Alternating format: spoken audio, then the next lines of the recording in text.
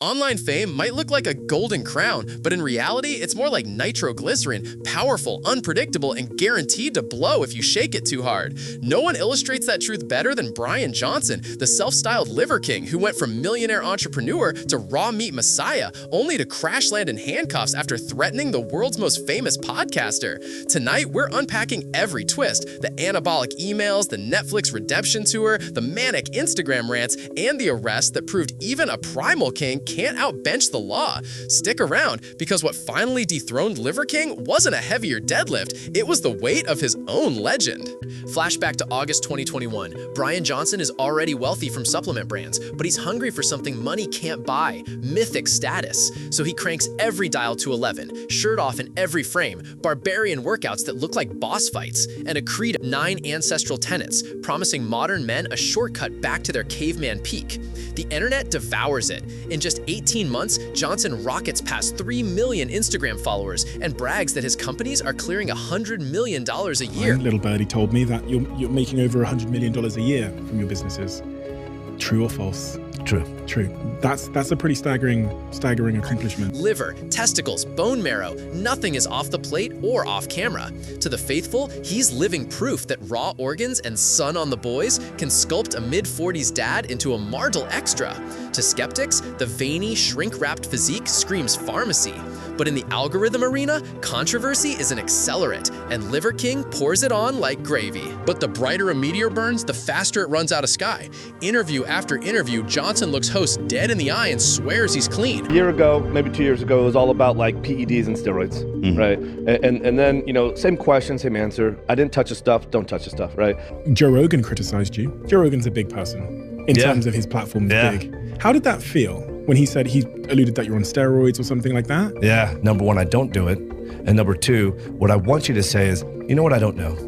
I don't know. I mean, that guy, in fact, he did say he's in the 0.00001% of genetics if he does it naturally. What is the Liver King's response to this claim that the Liver King is hormonally improved by science? The question has always been, do you take steroids? Do you take PEDs? The answer to that is no. I've always told the truth, I still tell the truth. No steroids, no PEDs, just prioritize, execute, dominate. It's a line so rehearsed it might as well be carved on a steak knife. Yet outside the echo chamber, heavyweight voices aren't buying it. Joe Rogan, veteran of 1 million fitness fads, laughs on air. He should serve a big plate of steroids next to that liver. I've seen that bloke that eats just the raw. No, that's a gimmick, that guy. It just looks ridiculous. He's got a plate of hearts and he just looks weird. He's got an ass filled with steroids is what he's got. Yeah, he should have a big plate of steroids next to it. That is not a natural body. Of course it's not. That guy is shooting all kinds of shit into his system to achieve that kind of physique. Rogan's disbelief matters. His clips ricochet across YouTube, planting a seed of doubt even among the converted. But Johnson doubles down, posting blood test selfies, inviting critics to his ranch, anything to keep the natty myth alive. The tension grows like a hairline fracture, silent, invisible, inevitable. And fractures always find their breaking point, usually in the least heroic place imaginable, an email inbox. November 2022. Fitness sleuth Derek, better known as More Plates, More Dates, goes live with a 1-hour autopsy of the Liver King's lab work. Leaked emails show a pharmaceutical shopping list, $11,000 a month in Omnitrope HGA, IGF-1 LR3, CJC 129, and enough testosterone to make a silverback blush. Viewers don't need a medical degree. The receipts speak louder than 1,000 flex photos. Leaked emails, blood test results, and a full steroid cycle breakdown. That's what we're going to be getting into in this video, and it is shocking to say the least. When I first noticed the Liver King, he had 1% of the following he does now across all platforms, if that. And within a year, he has managed to build a fan base of millions of followers and has been on several of the biggest podcasts in the world, echoing his message to the masses. His message centers around 9 core ancestral tenets, which have remained the cornerstone of his content since day one. I've been working out for 35 years. I know how to train, eat, rest, and recover. I even have a hard shell hyperbaric chamber at my house. But as I've reached my mid-40s, it's getting harder and the back fat fucking kills me. To support these exhaustive efforts, I've recently started taking Omnitrope. So if you guys don't know Omnitrope, this is pharmacy-grade human growth hormone The brand, it is created by the pharmaceutical company Sandoz, I believe it is. The 5.8 milligram vials from Empower Pharmacy, $11,000 per month for my new dose, which is 4 vials per week. So here's this stack, IGF-1 LR3, presumably. Been taking this for a year. CJC with IMAP, been taking this for years. Hey bro, I reached out to you on Instagram, realized I should probably hit you in a few places. I work with Brian Liver King Johnson, owner of Ancestral Supplements. So for context, by the way, I went and checked to see if there was a DM from this guy. There was a DM from somebody who had the same handle and it was unsent. Like when you see a DM, it shows like a request, you want to accept or reject it, and it's just blank, that you know that somebody sent a DM and then unsent it, so it looks blank, but the request is still showing. To me, that was probably the same guy. He probably unsent the message after he saw that I didn't respond, or perhaps they decided they wanted to go the claiming natty route after and wanted to just like get rid of the, I don't know, the DMs. I don't really know. The internet does what it does best. Screenshots, stitches, reaction memes. Within hours, fake natty trends harder than any ancestral hashtag. All you gotta do is eat liver and bull testicles and you'll get jacked. And obviously he was spending $12,000 a month just injecting himself with steroids, and that's how he was getting jacked. But he would sell supplements to people of ground up liver and bull testicles, and people would buy them. And he got rich, and he was getting very, very rich. Faced with irrefutable proof, Johnson uploads a contrite apology. Yes, he used steroids. Yes, he lied. But he frames it as a social experiment meant to raise awareness for depression and low ambition. I'm making this video to apologize because I f***ed up, because I'm embarrassed and ashamed, because I lied. Yes, I've done steroids, and yes, I am on steroids, monitored and managed by a trained hormone clinician. Liver King, the public figure, was an experiment to spread the message, to bring awareness to the 4,000 people a day who themselves, the 80,000 people a day that try to kill themselves. Our people are hurting at record rates with depression, autoimmune, anxiety, infertility, low ambition in life. Your highest and most dominant form. Yeah. What? He wanted everybody that's depressed and trying to kill themselves to reach their highest, most dominant form. But he wanted to lie about how he achieved his physique, so mislead these people that just by eating liver, you can come close to that. So as you fail at that as well as everything else you failed at life that led you to the point of doing something to yourself that you're thinking about committing suicide. Yeah. Like that's what he's saying. The confession lands with a thud. Fans feel cheated, critics feel vindicated, and opportunistic lawyers file a $25 million fraud suit on behalf of supplement customers. The case fizzles, but the PR wound is open and bleeding. Apologies can stop a free fall unless the parachute is made of the same hype that ripped open the plane. Netflix offers a lifeline. An untold documentary paints Johnson as a humbled warrior forging Liver King 2.0. He vows 60 days natty, logs every workout, and pledges to swap growth hormone for gratitude. What is up, my primals? This Liver King 2.0 natty, this weekly confessional. It's been 59 days natty, one more day to celebrate 60. I'm finishing my 8th week, and I'm doing amazing. Viewers tune in, but skepticism hovers like a drone. Side-by-side photos still show comic book vascularity. Comment sections fill with side-eye emojis, and Forbes profiles him in May 2025, noting that supplement sales dipped, but brand awareness never left. Johnson seizes on that sliver of attention, posting daily, weekly confessionals about his anabolic sobriety. Yet the more he insists he's changed, the more his content mutates. Frenetic edits, primal yelps, powerlifting belts wrapped around his head. Followers alternate between concern and popcorn emojis.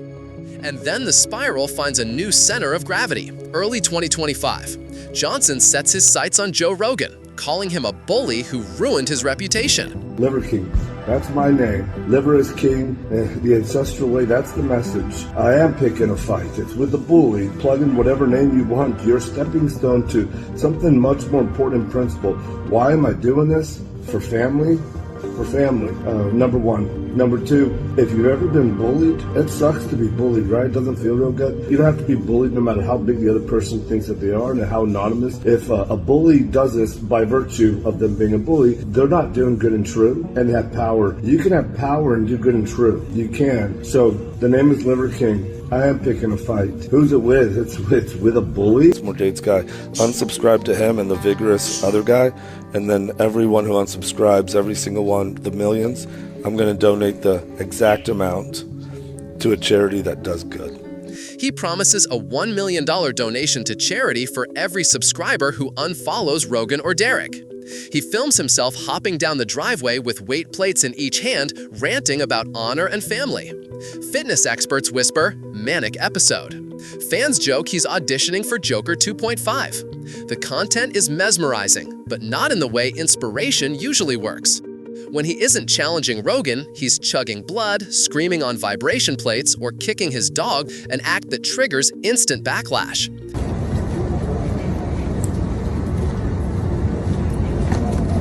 Cut it the f*** out. That's not okay. Sit. Both y'all sit. The algorithm loves the chaos. Engagement spikes even as goodwill evaporates. Spectacle feeds on escalation, and Johnson is about to find the only wall taller than his ego, the criminal code. June 2025, Johnson books a flight to Austin, Rogan's adopted city. On Instagram, he paces a hotel suite, muttering about chokeouts and promising not to tap. Okay, real quick, P.S. What I'm hoping is that you, Joe Rogan, are thinking, I'm gonna choke that motherfucker out, lights out, I'm gonna choke him out. And I kind of hope that if you win, that's how it happens, because like to wake up from that dream, that's a good feeling. And then anything else that you could break on me, break it on me. I hope that you won't feel me tap. That's never happening, tapping, because I have something actually to fight for. Actually, that's my family. I have a principle to fight for. In a single week, he uploads more than 50 stories, some slurred, others eerily calm. He flashes a tailored white suit he plans to wear after I beat your ass, Joe Rogan. The posts read like both challenge and confession. Rogan stays silent publicly, but privately alerts authorities. Screen-recorded threats are hard to ignore. Meanwhile, Johnson announces free Wi-Fi for fans. Password, fuck Joe Rogan. I'm here in Austin for one word, family. That's the real reason why I'm here. Because a bully who thought he was big enough to say things about a man and then try and circulate and get more people to pile on, he forgot how that would affect the family. I'm coming to Joe Rogan's town, Austin. I was here before you, Joe Rogan. It's Texas, that's my home. This week you probably might need to worry about me. Probably need to worry about Joe Rogan more. You've never come across something like this.